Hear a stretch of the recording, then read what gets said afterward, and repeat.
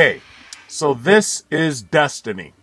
Basically, Destiny is Bungie. If you know them, they're responsible for the Halo series. It's basically their answer to Borderlands.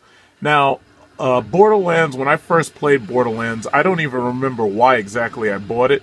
I think it was because it was just new and there was nothing else available at the time, and because there was a lot of hype surrounding its release. So I purchased Borderlands and I thoroughly enjoyed it. The game was your average it's basically your average first-person shooter. The draw behind it was that it had a carrot on the stick where there was supposed to be almost an infinite number of weapons that you could get.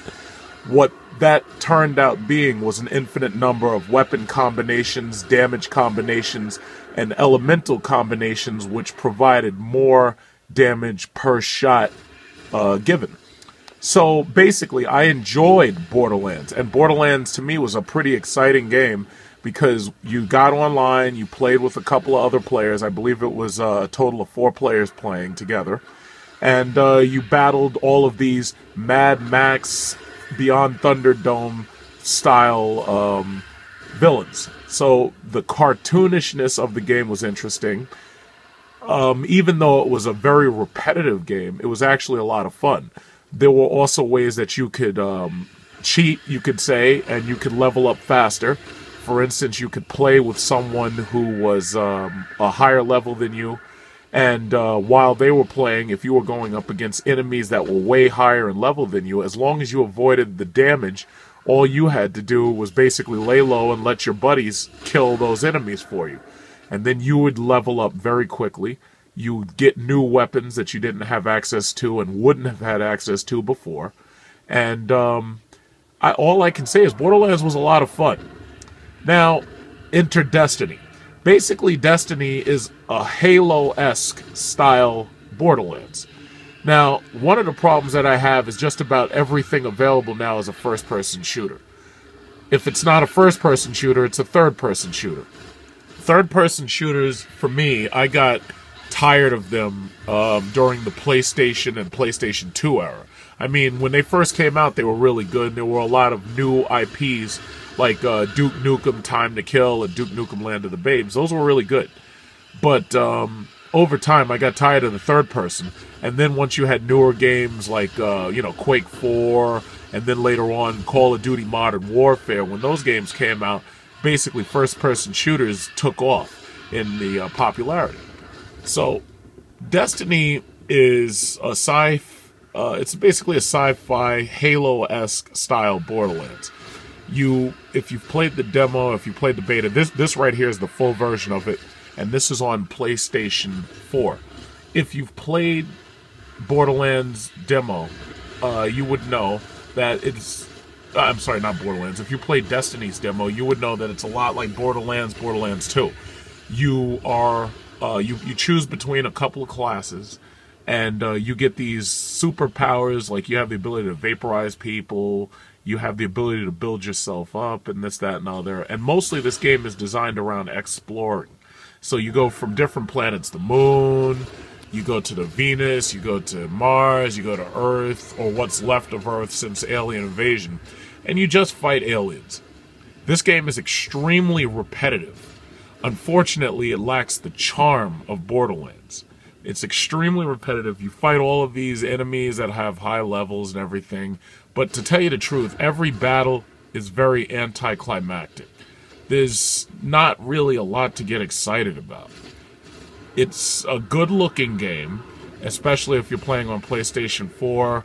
You have, full 1080p, since PlayStation used GDDR5 RAM and Xbox One didn't. Or Xbox One can play certain games in 1080p, but they had to release an update to turn off the memory allotment to the Kinect system.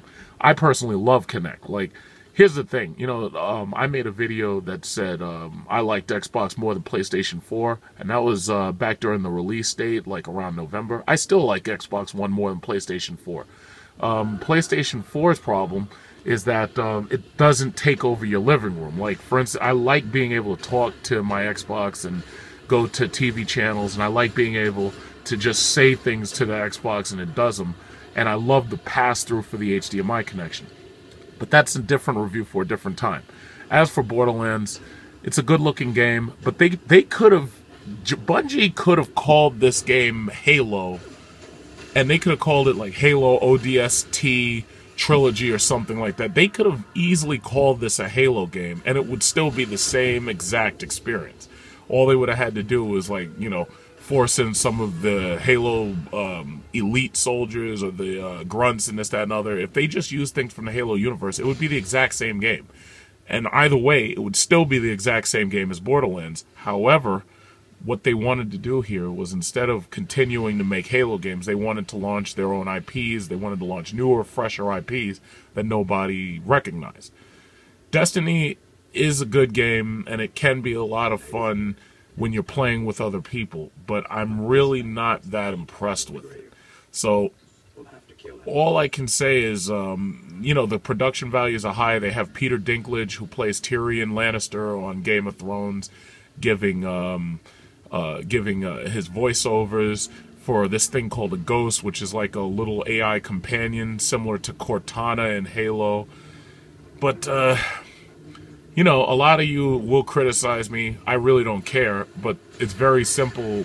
It's not an extremely exciting game. It's a first-person shooter exactly like Borderlands. Had this game come out before Borderlands, I would have been completely reversed about it. I would have said, wow, this is incredible, this game's fantastic, you gotta buy it. The problem is, after Borderlands and Borderlands 2, and now you have these other RPG games with first-person shooter elements coming out, it's really hard to say that this is a must-have.